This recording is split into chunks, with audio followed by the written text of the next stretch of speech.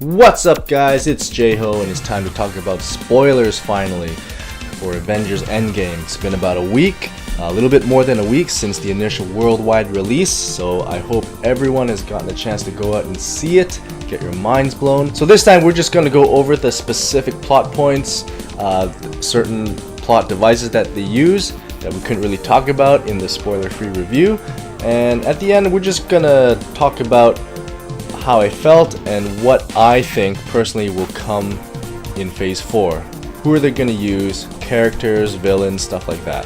So the plot is centered all around Back to the Future 2. So time travel, you guessed it. If you haven't watched it, that's what it's about. If you watch my reaction video to the initial trailer for this movie, when the logo comes on the screen and all the ash is restored, that's a dead giveaway that they're using time travel. So it was pretty obvious. I don't know how many people were able to figure it out, but it was easy for me. But I still didn't mention it because I don't know how many people were able to figure it out. Basically what happens is the movie just picks up right after the snap. Tony and Nebula are stuck on the ship in space. They've been there for 3 weeks, and there's a cute little moment where they're playing paper football. Nice little character development for Nebula especially. But Tony looks frail, and I don't know if it's CGI or whether he starved himself, just like Matthew McConaughey in that movie, but he looks frail as fuck and he is ready to die. So he makes his recording on the mask for Pepper Potts to see, and then he just goes to sleep and he's ready to die. And then you see a light, oh, and it's Captain Marvel. Captain Whammon, sorry. It's Shazam's Captain Marvel. So Captain Whammon comes in, saves the day, brings Nebula and Tony back to the Avengers headquarters, and Tony's pissed. He is even more pissed than he was at the end of Civil War. Pretty much blaming Captain America for everything, saying, I told you so, we should have done something, now look what happened, blah blah blah. And so I just gotta say, for Tony, out of all the characters, Tony has the hands down the absolute best character arc in this movie. So it just kind of goes up like this, right? It starts with him and it ends with him. Captain America, great character, but he doesn't really have that character arc, even though he has been in so many great movies directed by the Russo brothers. So basically, they're with Captain Whammon now, and they want to go after Thanos.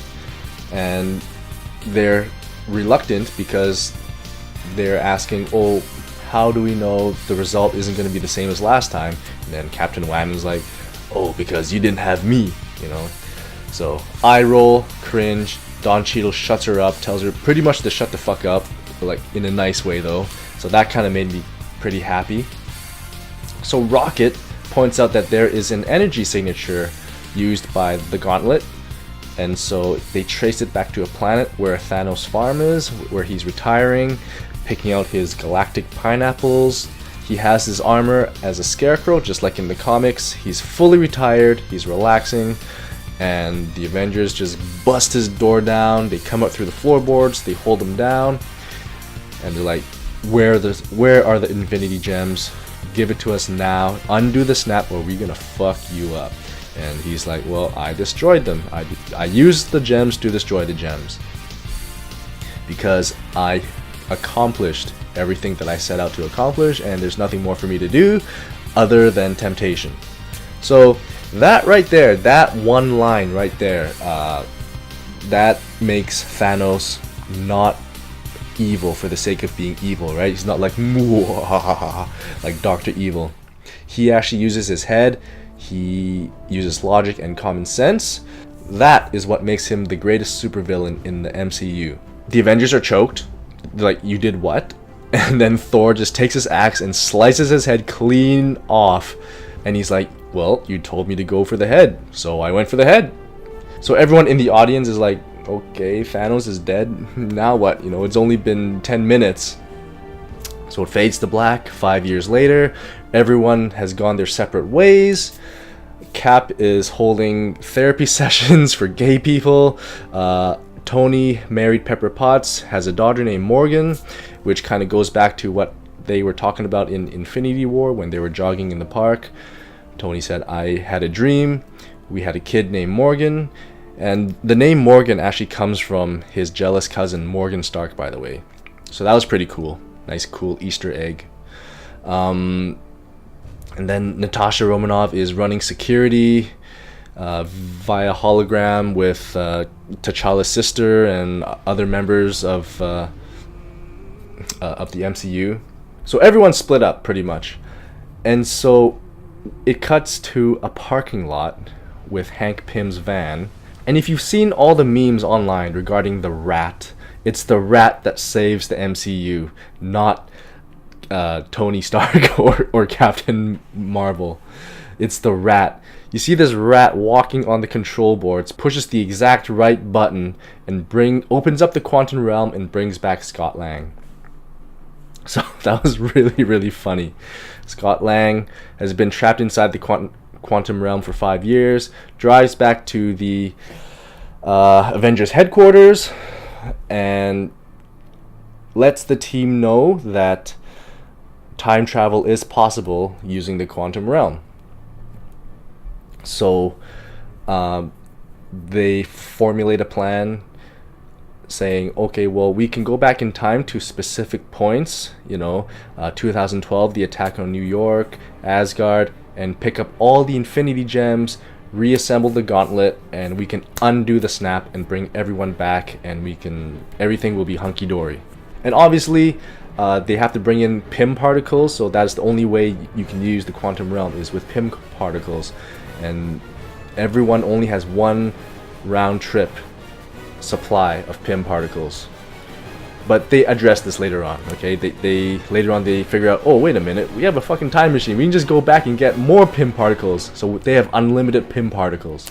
So there's 3 teams, I believe. 3 or 4. But anyways, 2012, New York, the Shatari. We got Cap, Steve, Bruce, and Scott Lang go to New York to try to get the Mind Stone, the Time Stone, and the Tesseract, Space Stone. Time Stone was confusing at first because I thought, to my understanding, that the Time Stone with the Sorcerer Supreme, Tilda Swinton, I thought she was in like Nepal or something like that, not New York. I was like, what the fuck? So apparently she was in New York this entire time watching and doing nothing. Thanks a lot. Rhodey and who else? Oh, Rhodey and Nebula, I believe, go to this place called Norang? Something like that. Well, anyways, it's the place where you first see Peter Quill in the beginning of Guardians of the Galaxy 1, where he gets the little purple orb, the Power Stone. And then Vormir, you see Hawkeye and Black Widow. Okay, so Clint and Natasha. And then you have Rocket and Thor. Possibly the 2 funniest guys paired together. They go back to Asgard during Thor Dark World, where Loki is still imprisoned, and they try to get the ether out of Natalie Portman. And we'll talk about that later. So, let's get the big one out of the way first. New York. Captain America and I believe Scott Lang go and retrieve the Tesseract and the Mind Stone, where Bruce goes and talks to Tilda Swinton, the Sorcerer Supreme, to try to get pretty much the Eye of Agamotto from her. She says, no, fuck that, you're not getting it. And Bruce tries to explain to her what Thanos has done or what he's trying to do to try and convince her to give her the stone, give him the gem. And she still says no, because she explains that even this timeline is maintained by all the stones being exactly where they are, and even if you go back in time to change an event, it's just going to branch out and it's going to create alternate timelines, and nothing's going to change, and you're going to create more problems for yourself. And then Bruce goes on to say, yeah, well, Stephen Strange, he actually saw into the future, and he predicts this and that and that.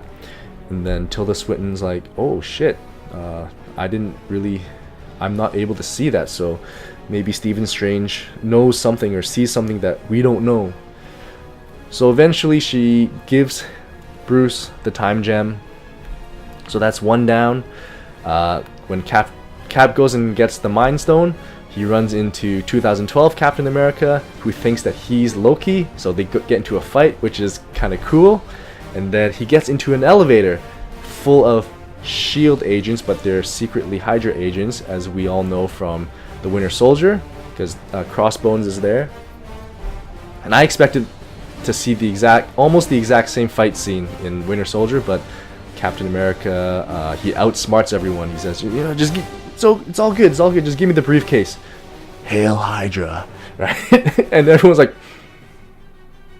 okay, all right, I guess he's one of us, all right, just give him the briefcase. So he outsmarted him real good, so that was pretty cool. And then something happens, and then for some reason Loki manages to escape with the Space Stone, the Tesseract. So that part I actually forget how it turned out, because everyone, they got all 6 gems by the end, so I don't know how that turned out. But anyways, Tony, he's snooping around with Scott Lang. They figure out that they can go back to 1970 to the military base to get more Pym particles. That's what they do. Tony's walking around and he bumps into his dad Howard, the same guy that you see in Iron Man 2 in that video. And they have a really nice, touching conversation between father and son about what he's about to do, and then Tony kind of gives him some advice as to how you should approach things, and it was just a really, really nice scene. So it almost brought in some closure, you know what I mean? Also, Cap he doesn't bump into her, but he sees Peggy Carter from a distance, and he doesn't really approach her, but it gets him thinking, and it kind of foreshadows of what happens at the end of the movie. So, alright, so moving on to Asgard with Rocket and Thor. Oh, Thor. You gotta talk about Thor. So I like my superheroes, big, beefy, and just jacked, but they made Thor into the Big Lebowski, and it is freaking hilarious. I loved it. He's got a gut, he drinks beer, he's completely let himself go, he's depressed, he thinks he's a total failure. It's awesome, it's hilarious. Every normal person liked that take on Thor, but right on cue, the SJWs and the annoying NPCs come in with their useless opinions, saying they are the Russo brothers are pretty much fat shaming Thor and making fun of fat people. Shut the fuck up. Nobody cares about your opinion. They don't make any sense. They're useless. Get the fuck out of here. You don't even support the MCU. You're not even a comic book fan. So if you watch Thor Ragnarok, everyone knows Asgard is gone. It's completely destroyed. So they have a new Asgard, just like in the comics. In the comics, they have the entire Asgardian castle. It comes down to Oklahoma, out in the country. It just floats there, and that's their new home. In this movie, you go to Norway. They took up camp in a Norwegian village, which makes sense because they're all Norse gods. And that's where they find Thor. Big Lebowski. So Rocket and Thor are in Asgard. They have to get the reality stone, the ether, out of Natalie Portman. And Natalie Portman, by the way, this is another tangent that I have to go on because it is quite interesting. She wasn't really on good terms with Marvel and Disney because she was talking trash about the company and how she didn't really have a good time filming the first Thor. So, but she's in the movie, and she was at the red carpet event during the premiere of Endgame. So I thought that was kind of interesting. But anyways, she's asleep. Rocket has to kind of siphon the ether out of her body. Thor goes and looks for, I don't know what he looks for, but he runs into his mom, Renee Russo, which is kind of cool because initially they wanted Anthony Hopkins back, but they couldn't really get him back. It didn't work out, so they just decided to get Renee Russo.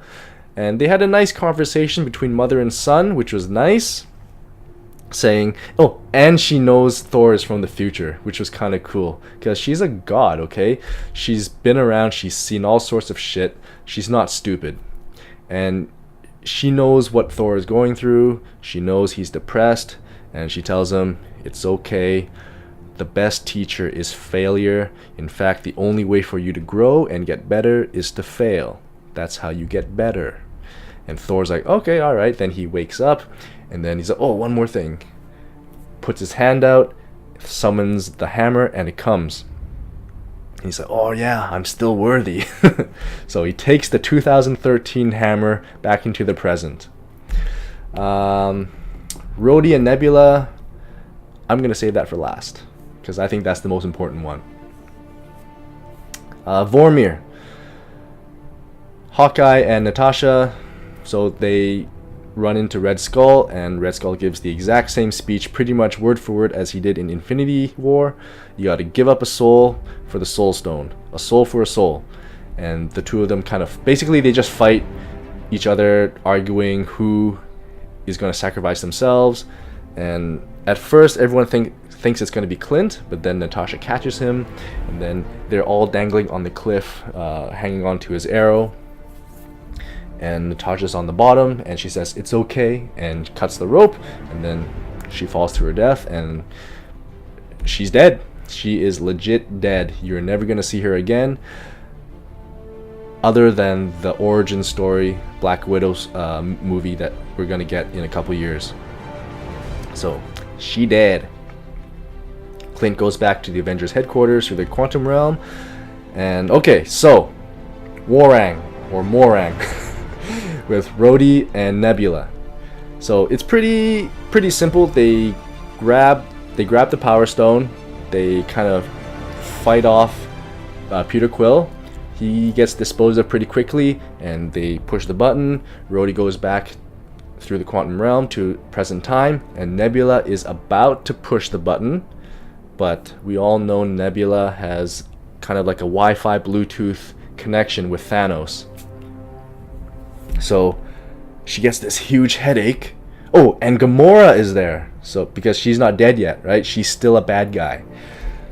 So Nebula gets a headache because Thanos is accessing her memories, like the old Nebula's memories, and I guess they're connected, but they're so far apart, like they're a galaxy apart. And apparently, they got really good Wi-Fi signal. So Thanos checks out her memories, and realizes, oh shit, I actually succeed in getting all the gems and resetting everything, wiping out half the universe. Like I actually do it. But then he also discovers what the Avengers are trying to do right now, and trying to reverse the snap. So he figures, okay, well, I'm just gonna save myself the trouble. I'm gonna let all the Avengers gather the gems for me. I'm going to go to the present time, and I'm going to kill everybody. I'm going to grab the gems then, and then I can do whatever the hell I want. And so that is pretty much Back to the Future Part 2, when Biff grabs the almanac and goes back into the past and kind of creates his own reality. So that is the MCU's version of the almanac.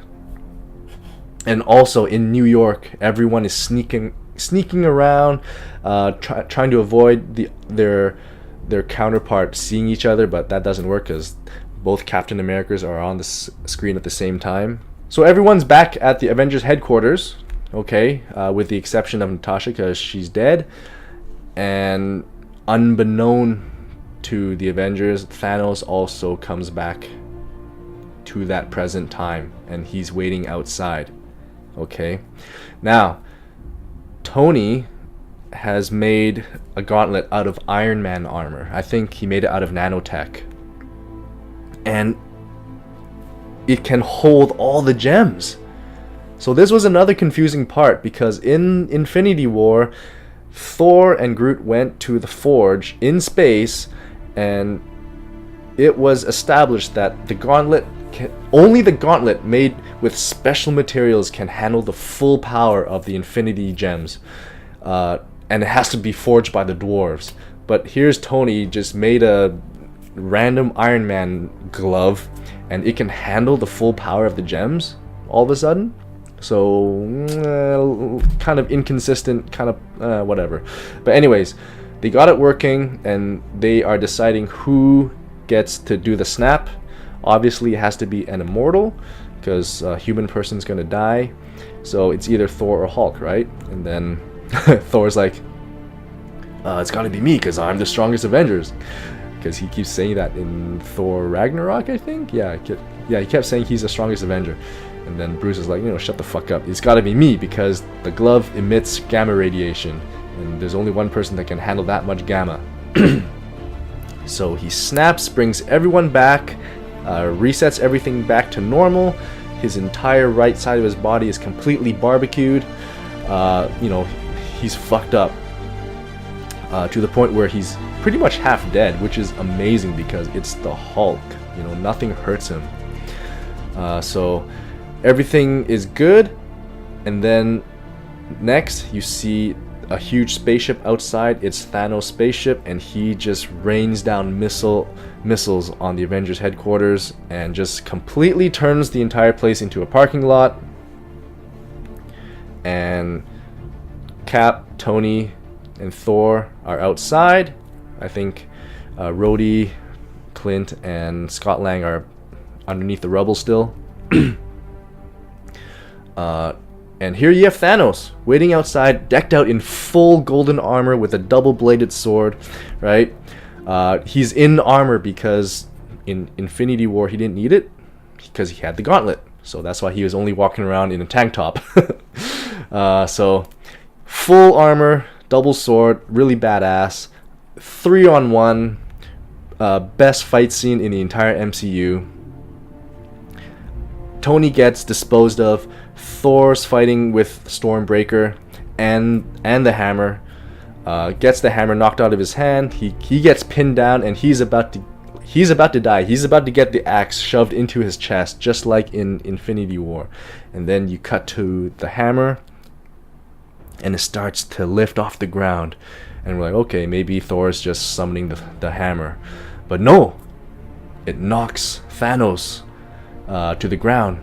It's like, okay, well, Thor is here. Who the fuck is wielding? Oh my god, it's Captain America! The whole theater erupts, it was super hype. It almost brought tears to my eyes.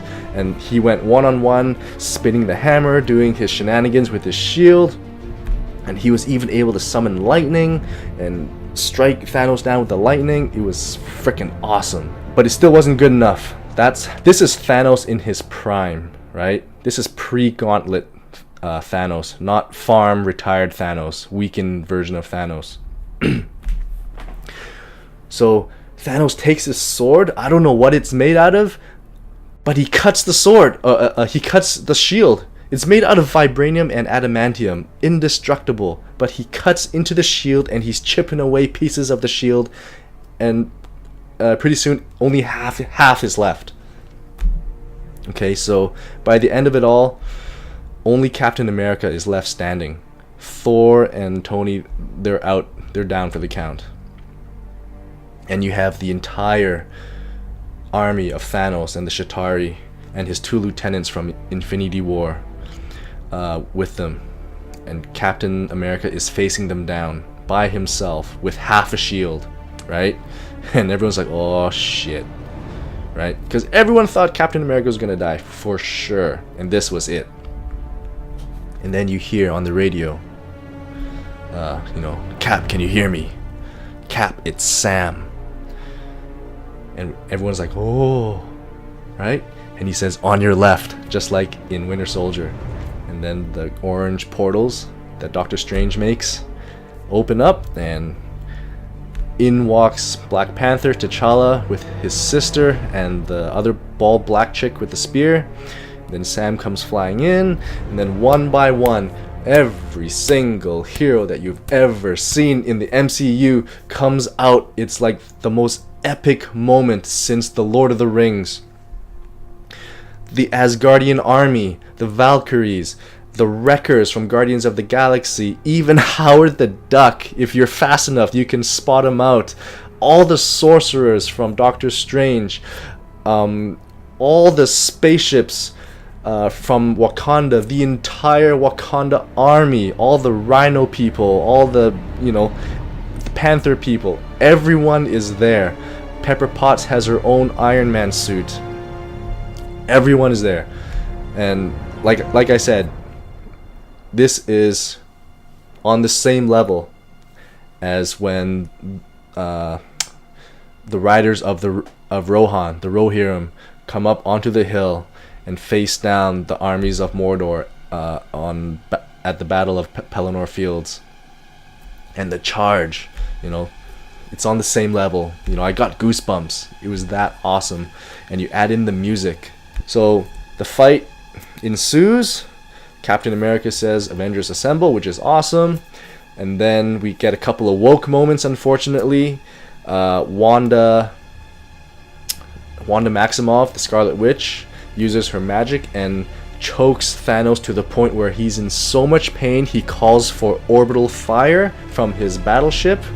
And his lieutenant's like, "Yo, we're gonna hit our own troops." And he's like, "Fuck it, just do it. It's gonna hit their troops too," right?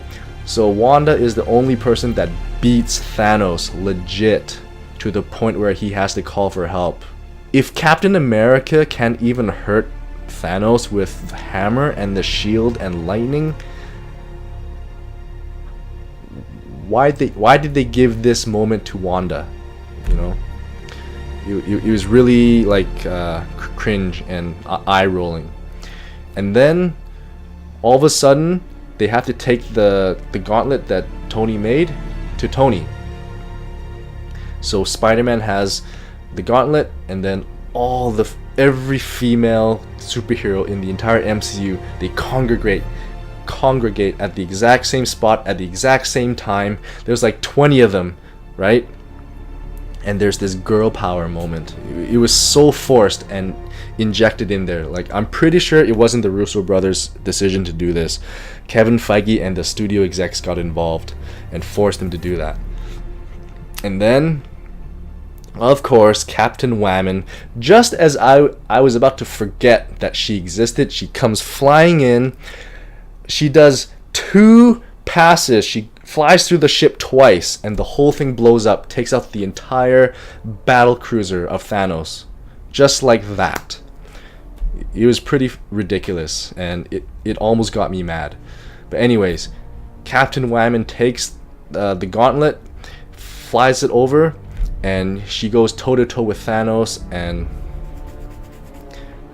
she has him like bending his fingers, right? And then Thanos takes the Power Stone in the other hand and punches her so goddamn hard she goes flying across the screen, and you don't see her until the end of the movie, which is great. So that is why I like Captain Marvel in this movie. When I say she was used very well, I mean that in the sense that she wasn't on screen for more than 2 minutes. So good job, Russo brothers. And while I'm on the subject, if you're gonna get a super powerful character at the last minute, you should use Nova. They really missed an opportunity here because they introduced the Nova Corps back in Guardians of the Galaxy 1, and the Nova Corps is pretty much the Green Lantern Corps of the MCU. They're space cops. Why do they have to use Captain Whammon? This character nobody gives a shit about. In fact, her comic is on the verge of being cancelled again for like the 12th time, and yet they still insist on shoehorning her in and just forcing her down our throats. Should have used Nova. But here's the thing, if they used Nova, I would have liked it if they used him the exact same way they used Captain Whammon. Very sparingly, because he's, the last guy. He shouldn't be the one to take out Thanos anyways, right? He should be there to give the Avengers some tips and knowledge as to what they should do, and then he can fly away to do his space stuff and then come back at the end and give a helping hand. So back to the fight. Thanos has the gauntlet, he's got all the gems, and then you remember when Doctor Strange says there's only one scenario that the Avengers come out on top out of 14 million, and Tony's like, please tell me that this is it, and Stephen Strange is like, I can't tell you, man. If I tell you, it's not gonna happen. And so Stephen looks at Tony and he goes like this, the one, and Tony goes flying over to Thanos. They fight for a bit. He grabs his arm, and he's got nanotech, right? And the glove is nanotech. And I guess right under Thanos' nose, he takes all the gems onto his glove, and then when Thanos tries to snap it, nothing happens. And then it cuts to Tony. He's got all the gems, and he snaps his fingers. He says, "I am Iron Man," just like in the first movie, right? The guy who started it all, and it's gonna end with him. And so he snaps away Thanos' army and Thanos himself. Everything is back to normal. All the heroes are back, with the exception of Gamora and Natasha Romanoff. And just like Hulk, his entire right side is completely charred, and he dies. So Tony's dead, Gamora's dead, Black Widow's dead. And yeah, I'm not gonna lie, I was choked when the light went out, his arc reactor light went out for the final time. I had to hold back tears. I mean, it's fucking Tony Stark. He's been with us for the past 11 years. The guy who started it all. He's been with us. He's been part of our lives for 11 fucking years. 22 movies. He's been in what, 10 of them? Like, it doesn't get any bigger than Robert frickin' Downey Jr. And so they have a funeral scene for Tony, right? And it was actually kind of disappointing. It was touching to see all the heroes there, but there was no body. They were at Tony's house at the lake, but there was no body. They just put a bed of flowers in the lake. So where's his body? After that, Thor relinquishes his title as King of Asgard, gives it to the black chick, the Valkyrie. So yet another woke moment. So you have a Queen of Asgard now, and Thor joins Peter Quill and the Guardians, so they are now the Asgardians of the galaxy. That's what you're gonna see for Volume 3, with James Gunn as the helm, thank God. And then you see Peter Parker and his friends back to normal, kind of foreshadowing what's gonna come with Far From Home in a couple months. And so they still have the mangled up gauntlet with all the gems, and they promised the Sorcerer Supreme Tilda Swinton that they would return all the gems to the original timeline and the original place so that they can maintain that timeline. So Cap goes back, he returns all the gems, which is kind of weird because they don't address at all when he goes to Vormir and sees Red Skull. Like, you can imagine the awkward conversation they must have had. It's like, so, how you been, right? What you been up to? And so they try to bring Cap back, but they can't, right? And they look at the beach and you see this old guy, and sure enough, it's Steve Rogers, but he's like 104 years old. And what happened was he stayed in the 1940s. He didn't come back. He decided to stay there and have a life with Peggy Carter and just be a normal Joe. And he also had Howard Stark make him another shield, because his other shield got wrecked, right, by Thanos. Gives it to Sam, which I thought Bucky was gonna take up the mantle of Captain America, but granted, both characters, Falcon and Bucky, were Captain America at one point in the comics, so I think they just chose Sam just to be woke. You know, you gotta give it to the black guy, otherwise you might look like we're oppressing black people. But hopefully both of them in the MCU will have a chance to, you know, be Captain America. I think Bucky will be a really good Captain America, because he actually has the super soldier serum. Sam, he's just a regular guy in a Falcon suit. Like, his only ability is to fly. Oh, Hulk! I have to talk about Hulk. I can't believe I almost forgot. So Hulk fans, rip. Sorry, you don't get anything. So in Infinity War, Hulk gets the piss kicked out of him right in the first 5 minutes, and you don't see him for the rest of the movie, because everyone wants to see Hulk come back and fight. That doesn't happen in Endgame. In fact, he turns into Professor Hulk, right? So you have the body of the Hulk, all the strength and power combined with the mind of Bruce Banner. So he's calm, he's funny, he's talking like a normal person. He has Bruce Banner's voice. He's wearing glasses, he's wearing normal clothes. It's actually pretty hilarious. It's kind of cute. But he doesn't fight that much. Not at all. So, sorry. Hulk fans rip yet again. There is no after credit scene, annoyingly enough. So in MCU tradition, you always get an after credit scene, but there's no after credit scene in this movie. You just get 3 hammer sounds, which I think pays tribute to Iron Man when he's in the cave making his first Iron Man suit. So he's just paying tribute. The Russo brothers are just paying tribute to the man that started it all and the guy who finished it. Because Tony is the one who saves everybody in every Avengers game. He's the one that flew that nuke through the wormhole in 2012. He's the one that sacrificed himself in Sokovia, and he's the one that sacrificed himself here again. So, and he's the one that got fucked over in Infinity War. He got stabbed. He was on the verge of death. So every single Avengers movie, Tony gets the short end of the stick.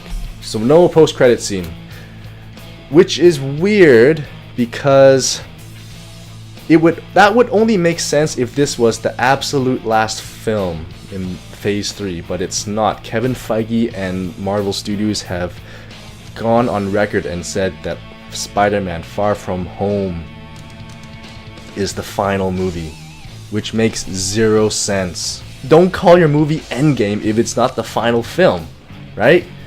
Maybe a post-credit scene in Far From Home will give us more clues as to what's gonna come. So what's coming up for the MCU? What is in store for the future? As we all know, Fox is now part of Disney. Disney owns everything now. And they just took over a whole bunch of IPs. The Simpsons, Deadpool, X-Men, Fantastic Four. So you got a whole bunch of new heroes, a whole bunch of new villains. So that opens up a whole bunch of other storylines that they can go into. Unfortunately, now with this phase, Disney is going super woke, super SJW, super full steam ahead with the identity politics, unfortunately. So there's going to be a steep drop off in interest in Phase 4, I think. I'm going to predict. Because no one's going to maintain their interest if Disney keeps on injecting identity politics into their movies. I am interested in Guardians of the Galaxy Volume 3 though, so just because James Gunn is back. There's Fantastic Four, you have Galactus, because let's think about who can rival Thanos on a cosmic level when it comes to villains. You got MODOK, you have Galactus, you got Silver Surfer, and this is Disney's chance to actually kind of do them properly, not like how they fucked them up in the first couple movies. You just make Galactus into a cloud. X-Men, you have Dark Phoenix, that's coming out next month, I think. Mr. Sinister, you have a whole plethora of supervillains from the X-Men universe, which is awesome. One villain that I'm actually looking forward to, and I hope they do him justice. He's super popular, super powerful, super charismatic, and everyone is asking for him, and that's Victor Von Doom, Dr. Doom. Please make him super powerful and do him properly. Hire an actual Russian guy with a Russian accent and just have him kick ass, okay? Because you did him completely wrong in the first 2 movies and in the Fanforstic movie. As always, there's a lot of controversy with Brie Larson still. Kevin Feige has gone on record and said that she is going to be the new face of the MCU, the new Robert Downey Jr. I hope that is not true, but I think it is. That's going to suck. I would really like Spider-Man to be the new face of the MCU. He's earned it, not Brie Larson. She's such a toxic character. She's a toxic person in real life. Entitled, toxic, and boring, and uninteresting. Nobody likes her, nobody normal anyways. So back in 2014, Kevin Feige at the El Capitan Theater at the Comic-Con, he unveiled the entire Phase 3 lineup, starting with Civil War all the way to Infinity War, Part 1 and Part 2. So he said on record that he's gonna do the exact same thing after Far From Home.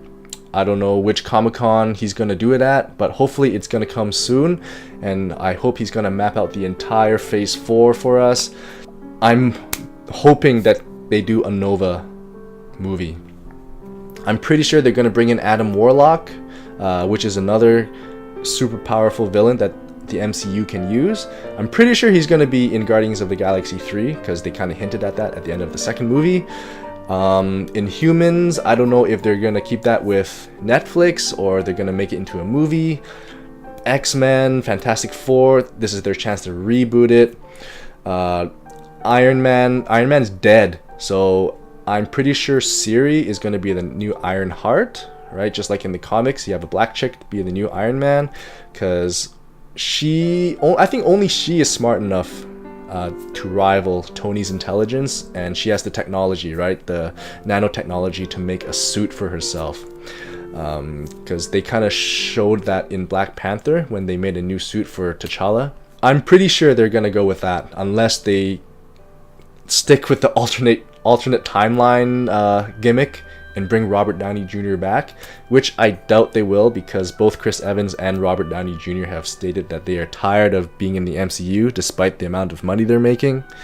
They just want to take a rest and just do something different. And rightfully so, you know. It was a good run for them. Possible Hulk solo movie, unlikely, but possible. You never know. There's also Black Widow.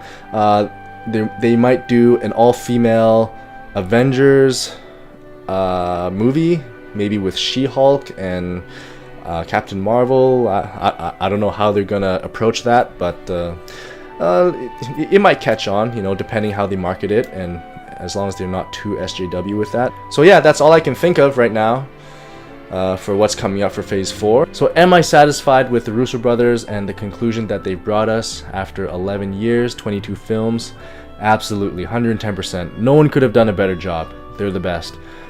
They have been tasked with this monumental job to direct and manage all these characters and to fit them all into a 3-hour movie. I don't think anyone could have done a better job. Even though they were using time travel, it's overused, it's cliched, but they were able to work with what they were given, and they pulled it off in spades. So I cannot wait for Phase 4. It'd be pretty interesting to see what they're gonna do, and I hope Disney gives them another chance to make another movie, because they're the best. I'm gonna maintain my 10 out of 10 rating for this film, because even though there were a couple plot holes and some woke moments that I really wish that weren't in there, I'm still gonna maintain a 10 out of 10. A lot of people kind of take this film for granted. They don't know how much work was involved. The Russo brothers worked tirelessly to bring us this kind of entertainment and such an epic climactic battle at the end. It's as close to a perfect movie as you can get.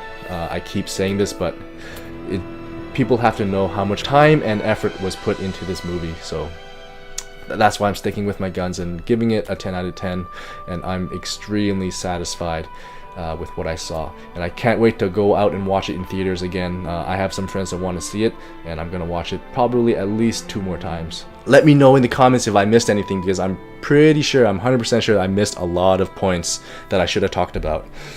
So just let me know down in the comments below. If you're new to the channel, please subscribe, hit that notification button. Thank you as always for watching, and have a great day, and I will see you in the next video. Alright, take it easy.